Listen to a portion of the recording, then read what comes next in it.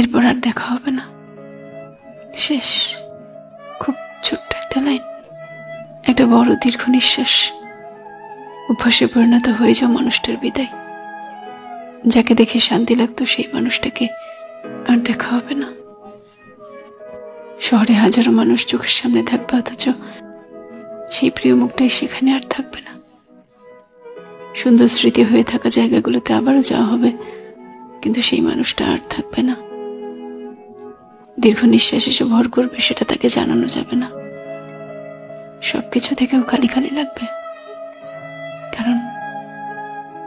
কারণ আর দেখা হবে না।